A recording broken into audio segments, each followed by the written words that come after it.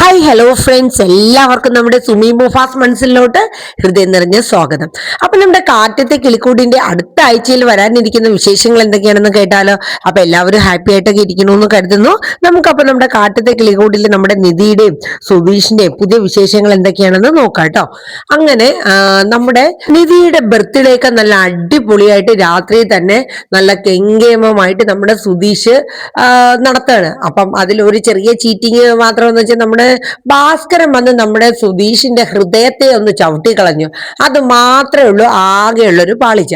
പക്ഷെ എങ്കിലും സുധീഷ് പിറ്റേ ദിവസം നല്ല അടിപൊളിയായിട്ട് സെലിബ്രേറ്റ് ചെയ്യണം എന്ന രീതിയിൽ തന്നെയാണ് ഇരിക്കുന്നത്. അങ്ങനെ അതിന്റെ വേണ്ടുന്ന കാര്യങ്ങളും അതിന്റെ ഒരുക്കങ്ങളും ഒക്കെ ആയിട്ട് നടക്കിയിരുന്നു.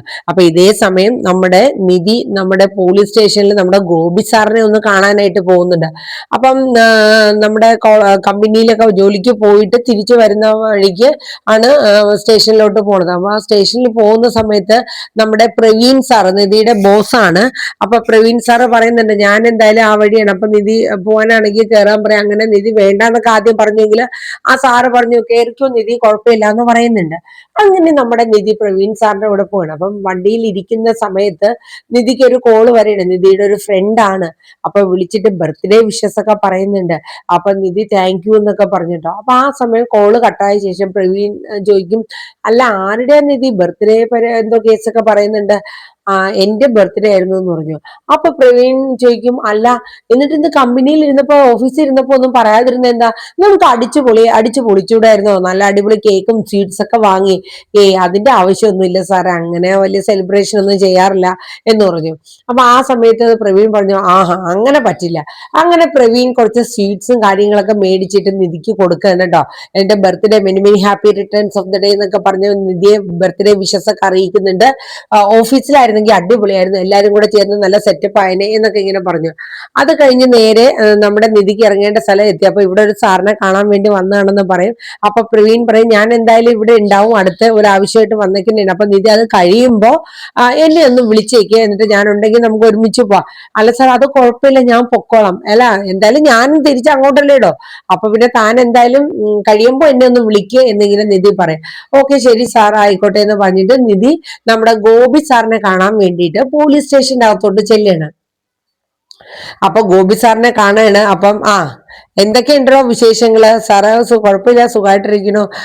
എന്തേ താൻ എന്നെ കാണണമെന്ന് പറഞ്ഞത്. അല്ല സാർ കഴിഞ്ഞ ദിവസം എന്നെ വിളിച്ചിട്ടുണ്ടായിരുന്നല്ലോ, ഞാൻ ഡൈവേഴ്സ് പെറ്റീഷൻ കൊടുത്തത് എന്തിനാന്ന് ചോദിച്ചുകൊണ്ട്. അല്ല തനിക്ക് അവിടെ വീട്ടിൽ എന്തെങ്കിലും പ്രശ്നങ്ങളുണ്ടോ. ഇല്ല സാർ എനിക്ക് ഒരു കുഴപ്പമില്ല. അല്ല അവൻ തന്നെ നോക്കാണ്ടിരിക്കോ, തന്നെ മാനസികമായിട്ടൊക്കെ ബുദ്ധിമുട്ടിപ്പിക്കോ എന്തെങ്കിലും ചെയ്യുന്നുണ്ടോ, പിന്നെ എന്തിനാണ് കുട്ടി ഡൈവേഴ്സ് ഒക്കെ ചെയ്യേണ്ടത്, നിങ്ങളുടെ കല്യാണം കഴിഞ്ഞിട്ട് ഇത്ര നാളല്ലേ ആയുള്ളൂ, അധികം ഒന്നും ആയിട്ടുമില്ല, പിന്നെ എന്താണ് ഇങ്ങനെ എന്നൊക്കെ ഇങ്ങനെ ചോദിച്ചിട്ടോ. അപ്പൊ നിധിക്ക് അല്ല സാർ അതുകൊണ്ടല്ല, എനിക്ക് സുധീഷുമായിട്ട് പൊരുത്തപ്പെട്ട് പോകാനായിട്ട് പറ്റുന്നില്ല, അതാണ് കാരണം. ഏടോ താനൊക്കെ നിങ്ങളൊക്കെ ഇപ്പൊ ഇത്രയും പഠിച്ച കുട്ടികളൊക്കെ അല്ലേ, ഈ വിവാഹ ജീവിതം എന്നൊക്കെ പറയുന്നത് നിങ്ങൾക്ക് പിള്ളകളിയാണോ എന്ന രീതിയിലൊക്കെ ഗോപി സാറ് ചോദിക്കുന്നുണ്ട്. അപ്പൊ നിധി ചോദിച്ചു, അല്ല സാറേ എനിക്കൊരു ഡൗട്ട്, സാറിനെ ആരാ അറിയിച്ചത് ഇങ്ങനെ ഞങ്ങൾ ഡൈവേഴ്സിന് കൊടുത്തേക്കാണെന്നുള്ളത്. എടോ ഞാൻ തന്നോട് ഒരു കാര്യം പറയാം, ആ ചെറുക്കന് തന്നെ ഭയങ്കര ഇഷ്ടാ. താൻ ഡൈവേഴ്സിന് കൊടുക്കണമെന്ന് കേട്ടിട്ട് അവൻ എന്നെ ഒരിക്കൽ വഴിയിൽ വെച്ച് കണ്ടപ്പോ സാറ് നിധിയെ വിളിച്ചൊന്ന് സംസാരിക്കണം, അയാൾക്ക് തന്നെ ഒരുപാട് ഇഷ്ടമാണ് എന്നൊക്കെ കാര്യങ്ങളൊക്കെ നിധിയെ പറഞ്ഞ് ഗോപി സാറ് പറയാണ്. ഇതൊക്കെ കേട്ടിട്ട് നിധി ബ്ലണ്ടർ അടിച്ച് ഇങ്ങനെ നിൽക്കുകയാണ്. എന്റെ പൊന്നു സുധീഷാണോ അപ്പൊ കളിച്ചേക്കണത് എന്ന രീതിയിൽ. പക്ഷേ ഗോപി സാറ് പറഞ്ഞപ്പോഴും നിധിക്ക് സുധീഷിനോട് ഒരു അനുകമ്പയല്ല, ഒരു ദേഷ്യഭാവോടും നിധിക്ക് വരുന്നത്. കാരണം എന്തെന്ന് വെച്ചാൽ തന്നെ ഇത്രയും ഇതാക്കി പറ്റിപ്പിച്ച് ചെയ്യുന്ന പോലെയല്ലേ, ഡൈവേഴ്സിന് ആരറിയിച്ചെന്നൊന്നും എനിക്കറിയില്ല എന്നൊക്കെ പറഞ്ഞ് തലേ ദിവസം കൂടെ സുധീഷ് വലിയ ഡ്രാമ കളിച്ചതാണ്. അപ്പൊ നിധിക്ക് അതിൻ്റെതായ ഒരു വിഷമവും കാര്യങ്ങളൊക്കെ ഉണ്ടായി. എന്നിട്ട് ആ സമയത്താണ് നമ്മുടെ SI അകത്ത് നിന്ന് വരുന്നത്. അപ്പം ഗോപി സാറിന്റെ അടുത്തേക്ക് ഇതാരാടോ എന്ന് ചോദിക്കുമ്പോ അയാള് പറയും, സാറേ ഇത് നമ്മള് പണ്ട് ഇവിടെ ഒരു കല്യാണം നടത്തി കൊടുത്തില്ലായിരുന്നു, ഒരു ചെറുക്കന്റെയും ഒരു പെണ്ണിന്റെയും, അതിലെ ആളാണ് ഈ നിൽക്കുന്നത് എന്താടോ എന്തെങ്കിലും പ്രശ്നമുണ്ടോ എന്ന് സാറ് ചോദിക്കണേ. അയ്യോ ഇല്ല സാർ, ഒരു കുഴപ്പമില്ലാന്ന് നിധി പറയാം. അപ്പൊ ഗോപി സാർ പറയും പിന്നെ എന്തിനാ ഇവിടെ വന്നേ? അപ്പൊ സാറ് കാര്യങ്ങളൊക്കെ പറയണേ. സാറേ, കല്യാണം കഴിഞ്ഞിട്ട് 4-5 മാസം ആയുള്ളൂ, സ്നേഹിച്ച് കെട്ടിയവരാ, ഇപ്പൊ ദേ ഡൈവേഴ്സ് നടത്താൻ പോകുന്നു. അപ്പൊ എസ് ഐ ചോദിച്ചു ഇതൊക്കെ എന്തോ ആടോ, ആകെ 10 ദിവസം ആയിട്ടുള്ളൂ, അതിനു മുന്നേയൊക്കെ വിവാഹം വേർപെടുത്തണം, നിങ്ങൾക്കൊക്കെ ഇത് എന്താണ്, പോലീസ് സ്റ്റേഷനിൽ വെച്ച് നടന്ന ഒരു കല്യാണമാണ്, അതിന് അതിൻ്റെതായ ഒരു വാല്യൂ എങ്കിലും കൊടുക്കാൻ പാടില്ലേ? ഇപ്പൊ എന്താണ് പ്രശ്നം? ആ ചെറുക്കൻ എന്തെങ്കിലും പ്രശ്നം ഉണ്ടാക്കിയോ? അത് തന്നെ നോക്കുന്നില്ല, എന്തുകൊണ്ടാ ഈ ഡൈവേഴ്സിനൊക്കെ പോണെന്ന് ചോദിക്കുന്നുണ്ട്. അപ്പൊ നിധി പറഞ്ഞു സാർ, അത് വേറൊന്നും കൊണ്ടല്ല, ഞങ്ങൾക്ക് അങ്ങനെ പോകാൻ പറ്റുന്നില്ല, സാഹചര്യം കൊണ്ട് അന്ന് അങ്ങനെ കല്യാണം കഴിച്ചു എന്നുള്ളത് മാത്രമേ ഉള്ളൂ, അല്ലാണ്ട് നമ്മൾ മനസ്സുകൊണ്ട് ഒന്ന് പൊരുത്തപ്പെട്ടൊന്നും പോകുന്നില്ല എന്നുള്ള രീതിയിൽ ഇങ്ങനെ പറഞ്ഞു കേട്ടോ. എന്തൊക്കെയാണാവോ, എന്താന്ന് വെച്ചാൽ ചെയ്യുന്ന പറഞ്ഞു. അപ്പോഴേക്കും എസ് ഐക്ക് ഫോണില് മൊബൈലിൽ ഒരു കോള് വന്നിട്ട് പുള്ളി അങ്ങോട്ട് പോവേണ്ട കേട്ടോ. അപ്പോഴേക്കും ഗോപി സാറ് കാര്യങ്ങളൊക്കെ പറഞ്ഞ് മനസ്സിലാക്കാനായിട്ട് നിധിയെ ശ്രമിക്കുന്നുണ്ട്. അതായത് ഇങ്ങനെ പുള്ള കളിച്ച് നടക്കാണ്ട് നിങ്ങൾ ജീവിതത്തിന് കുറച്ചും കൂടെ ഒരു വിവാഹ ജീവിതം, ഒരു കുടുംബ ജീവിതം എന്നൊക്കെ പറയുന്നത് നിങ്ങൾക്ക് പുള്ള കളിയാണ്, പക്ഷെ അങ്ങനെയല്ല, അതിന് അതിൻ്റെതായ വാല്യൂവും കാര്യങ്ങളൊക്കെ ഉണ്ട്. നിങ്ങൾ ആ രീതിയിൽ കാര്യങ്ങളൊക്കെ ചിന്തിച്ച് കുറച്ചും കൂടെ പ്രാക്ടിക്കലായിട്ട് ഒരു പക്വതയോടുകൂടെ ഓരോ കാര്യങ്ങൾ ചെയ്യുന്നൊക്കെ പറഞ്ഞ് ഗോപി സാറ് പറയുന്നുണ്ട്. അപ്പൊ നിധി മിണ്ടാണ്ട് ഇങ്ങനെ നിൽക്കുകയാണ്. എന്നിട്ട് നിധി ശരി ആയിക്കോട്ടെ സാറേ എന്നൊക്കെ പറഞ്ഞിട്ട് പോവാനായിട്ട് നിൽക്കുമ്പോ ഗോപി സാറിന്റെ അടുത്ത് ചോദിക്കും, അല്ല സാറേ, നമുക്ക് ഈ രജിസ്റ്റർ മാരേജ് ചെയ്യാനായിട്ട് ആധാർ കാർഡ് നിർബന്ധമില്ല? നിധിക്ക് അപ്പൊ തോന്നിയതാണ്, അന്നേരം തൊട്ട് നിധി ഓർത്തു വെച്ചതാണ് ഇത് എങ്ങനെ നടന്നു, സുധീഷ് അന്ന് പറഞ്ഞിരുന്നത് എനിക്കറിയില്ല എന്നൊക്കെയാണ്. അപ്പൊ അതും കൂടെ ഒന്ന് ക്ലാരിഫൈ ചെയ്യാൻ വേണ്ടിയിട്ട് ഗോപി സാറിന്റെ അടുത്ത് നമ്മുടെ നിധി ചോദിച്ചു, സാറേ ഈ ആധാർ കാർഡ് ഇല്ലാണ്ട് എങ്ങനെയാ രജിസ്റ്റർ മാരേജ് നടക്കുന്നത്? അപ്പോഴേക്കും നമ്മുടെ ഗോപി സാർ പറഞ്ഞു ആധാർ കാർഡ് ഇല്ലാണ്ടോ, എന്തൊക്കെയാ കുട്ടി പറയണത്, ആധാർ കാർഡ് ഇല്ലാണ്ട് നടക്കുവോ? അപ്പൊ എന്റെ ആധാർ ഇല്ലായിരുന്നല്ലോ സാറേ, പിന്നെ എങ്ങനെയാ അത് നടന്നത്? അപ്പോഴേക്കും നമ്മുടെ ഗോപി സാർ പറഞ്ഞു അതൊക്കെ അവന്റെ കയ്യിൽ എല്ലാം ഉണ്ട്, അവൻ അതിന്റെ കോപ്പിയും കാര്യങ്ങളും ഒക്കെ അപ്പം ഞങ്ങൾക്ക് എടുത്തു തന്നില്ലേ, പിന്നെ എന്താ വിഷമം? അന്ന് അങ്ങനെയൊക്കെ നടന്നു. അപ്പോഴാണ് നിധിക്ക് ആ കള്ളത്തിനും കൂടെ മനസ്സിലാവണത്. അവസാനം നിധി ബ്ലണ്ടർ അടിച്ച് ഇങ്ങനെ നിൽക്കുകയാണ്, എന്ത് ചെയ്യാനാ? അങ്ങനെ ഗോപി സാറുമായിട്ടൊക്കെ സംസാരിച്ച് നിധി പുറത്തോട്ട് ഇറങ്ങിയാണ്. ഈ സമയം നമ്മുടെ പ്രവീൺ സാർ അവിടെ നിപ്പുണ്ടായിരുന്നു. അപ്പൊ പ്രവീൺ വന്നു, കാറിൽ കയറി വീട്ടിലോട്ട് പോവാണ്. അപ്പൊ നിധിയുടെ വീട് വരെ കൊണ്ടാക്കിയാണ് നമ്മുടെ പ്രവീൺ സാർ. അപ്പൊ അതുവരെ എന്തൊക്കെ കാര്യങ്ങൾ അവർ ഒഫീഷ്യലായിട്ടൊക്കെ സംസാരിച്ച് ഇങ്ങനെ വന്നോണ്ടിരിക്കുകയായിരുന്നു.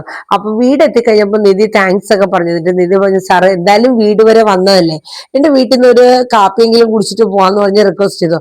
അത് സാരമില്ല നിധി, പിന്നെ എപ്പോഴെങ്കിലും ആവാം എന്നുള്ള രീതിയിൽ പ്രവീൺ പറഞ്ഞു. അപ്പോഴേക്കും നിധി കുറെ നിർബന്ധിച്ചു. ഈ സമയം നമ്മുടെ ഭാസ്കർ ഉമ്മറത്തിരുന്ന് കാണുന്നുണ്ടായിരുന്നു നിധി ഒരു കാറിൽ വന്നിറങ്ങണേ. അപ്പൊ ഭാസ്കർ അവിടെ നിന്നുകൊണ്ട് നികേഷിന്റെ അടുത്ത് ചോദിച്ചു ആരെ കൂടെ അവൾ ഇറങ്ങി വരണതെന്ന് നോക്കാൻ. അപ്പോഴേക്കും നികേഷ് പറഞ്ഞു അത് ചേച്ചി ഏട്ടത്തിയുടെ ഓഫീസിലെ സാറാണ്. അപ്പോഴേക്കും ഭാസ്കരൻ ചെന്നിട്ട് പറഞ്ഞു സാറെ കയറി വാ, അവിടെ വരെ വന്നിട്ട് പോകില്ലേ എന്നൊക്കെ പറഞ്ഞ് വിളിക്കും. അപ്പോഴേക്കും നമ്മുടെ സുഭാഷും അങ്ങോട്ട് ചെന്ന് സാറിനെ വിളിക്കുകയാണ്. കാരണം പ്രവീണിനെ വിളിച്ചിട്ട് ചായ കുടിച്ചിട്ട് പോവാന്നൊക്കെ പറയാം. അങ്ങനെ പ്രവീണിനെയും കൂട്ടി അകത്തോട്ട് വരെയാണ് കേട്ടോ. അങ്ങനെ അകത്തോട്ട് കയറുമ്പോഴേക്കും സംഭവം എന്താ അടിപൊളിയായിട്ട് നമ്മുടെ ഹോളൊക്കെ ഡെക്കറേറ്റ് ചെയ്ത് നല്ല സൂപ്പർ ഒരു ബർത്ത്ഡേ ഫംഗ്ഷന് വേണ്ട എല്ലാ അറേഞ്ച്മെന്റും ചെയ്തു വെച്ചൊക്കെയാണ്. എല്ലാം സുധീഷിന്റെ പ്ലാനാണ്. നികേഷ് ഒപ്പത്തിനൊപ്പം കൂടിയായിരുന്നു കേട്ടോ.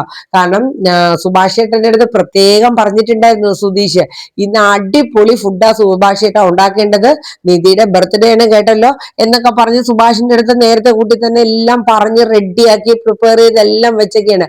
അപ്പൊ സുഭാഷ് ചോദിക്കും അല്ല ഇന്ന് മാത്രമുള്ളൂടാ ഞാൻ സ്പെഷ്യൽ ഉണ്ടാക്കാത്തത്, ഞാൻ ഇടയ്ക്കൊക്കെ ഉണ്ടാക്കുന്നില്ല, എന്റെ ഫുഡ് മോശമാണോ? അയ്യോ അങ്ങനെയല്ല സുഭാഷ് ഏട്ടാ, നിധിയുടെ ബർത്ത്ഡേ ആവുമ്പോ കുറച്ചും കൂടെ നല്ല വെറൈറ്റി ഫുഡ് ഉണ്ടാക്കണമെന്നാണ് ഞാൻ ഉദ്ദേശിച്ചതെന്ന് പറയാം. അങ്ങനെ അതൊക്കെ പറഞ്ഞ് റെഡിയാക്കി സുധീഷ് ഫുഡൊക്കെ റെഡിയാക്കി ഉണ്ടാക്കി വെച്ചൊക്കെയായിരുന്നു. അപ്പം സുധീഷിന് ഈ പ്രവീൺ സാറ് വന്നത് അത്രയ്ക്ക് അങ്ങോട്ട് ഇഷ്ടപ്പെട്ടില്ല. കാരണം വേറൊന്നുമല്ല, അയാൾ എന്തിനായി വന്നത് എന്നുള്ള രീതിയിൽ.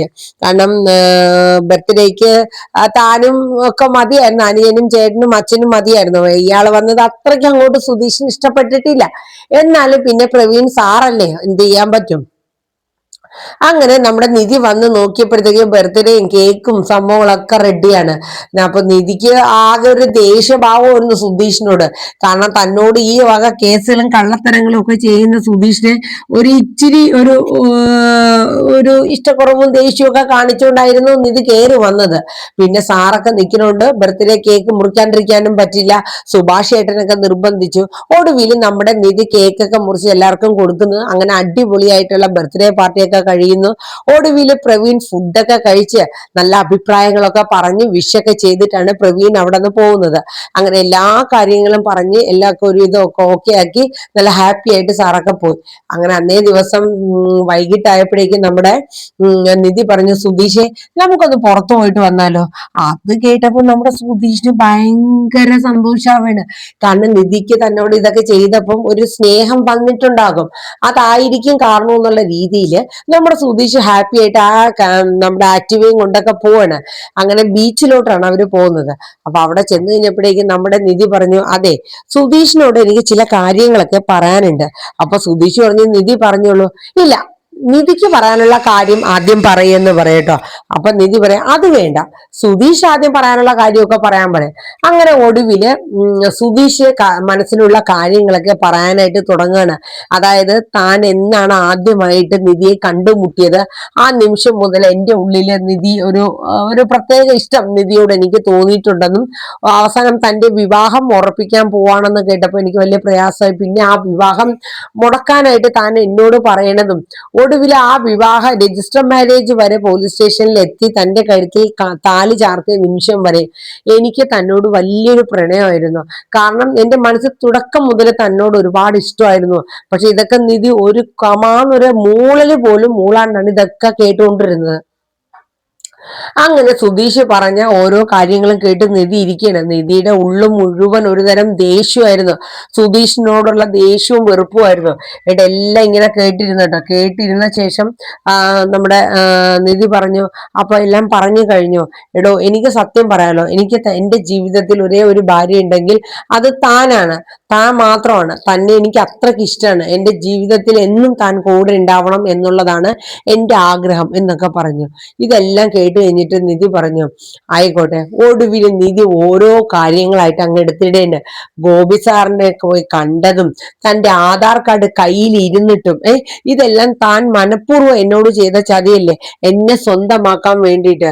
കങ്കാരു എന്ന് പറയുന്ന അയാളെ പോലും മനഃപൂർവ്വം എന്നെ ഒപ്പം നിന്ന്, കാരണം എന്നെ സ്വന്തമാക്കാൻ വേണ്ടിയിട്ടല്ലേ സുധീഷ് അതൊക്കെ ചെയ്തത് എന്ന് പറഞ്ഞ് അങ്ങോട്ട് ഒരുപാട് തട്ടിക്കേറിട്ടോ.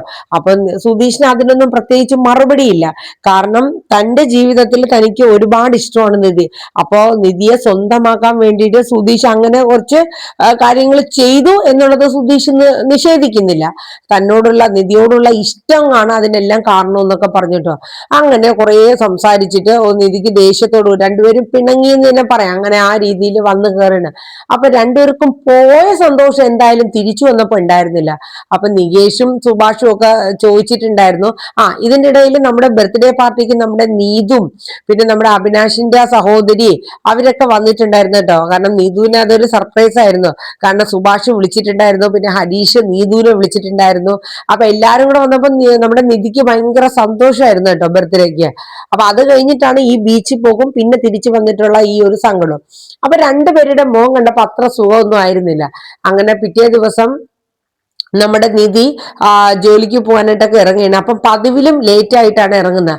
അപ്പൊ രാവിലെ നിധി എഴുന്നേറ്റ് ഇങ്ങനെ ചായ കുടിച്ചോണ്ടിരുന്നപ്പോ സുധീഷ് വന്ന് അതിന്റെ ഓപ്പോസിറ്റ് നിൽക്കുന്നുണ്ട്. എന്റെ മുഖത്തോട് മുഖം നോക്കുന്നില്ല. അപ്പൊ ഇതൊക്കെ സുഭാഷും നികേഷും ഹരീഷൊക്കെ ശ്രദ്ധിക്കുന്നുണ്ടായിരുന്നു. അല്ല, എന്തോ ഒരു പന്തികേട് രണ്ടുപേരെ മുഖത്തുണ്ടായിരുന്നു. അപ്പോഴേക്കും നികേഷ് ചോദിച്ചു, അല്ല ഏട്ടത്തി, ഇന്നലെ നിങ്ങൾ ഇവിടെ നിന്ന് പോയപ്പോ ഭയങ്കര സന്തോഷവും കാര്യങ്ങളൊക്കെ ആയിരുന്നല്ലോ, എന്ത് പറ്റി? രണ്ടുപേരും വഴക്കിട്ടു? എന്തിനാ വഴക്കിടുന്നേടാ? അല്ല, ഇന്നലെ പോയ സന്തോഷമൊന്നും ഇന്ന് മുഖത്ത് കാണാനില്ല. സുധീഷിനോടും ചോദിച്ചു സുഭാഷ്, എന്താടാ പ്രശ്നമെന്ന്. ഒന്നുമില്ല സുഭാഷ് ഏട്ടാ, പ്രത്യേകിച്ച് ഒന്നുമില്ല എന്ന് പറഞ്ഞിട്ട് സുഭാഷ് അകത്തോട്ട് കയറിപ്പോയിട്ടോ. അങ്ങനെ പതിവിലും ലേറ്റ് ആയിട്ട് നമ്മുടെ നിധി ജോലിക്കൊക്കെ പോകണം. അപ്പൊ ജോലിക്ക് പോകാനായിട്ട് ഇറങ്ങിയ സമയത്ത് നമ്മുടെ നിധിക്ക് ഒരു കൊറിയർ വരെയാണ്. അങ്ങനെ നിധി ഒപ്പിട്ടൊക്കെ മേടിക്കണം. അങ്ങനെ നികേഷ് പറഞ്ഞ് അത് പൊട്ടിച്ചു നോക്കി ചേച്ചി, എന്താണെന്ന് അറിയാലോ.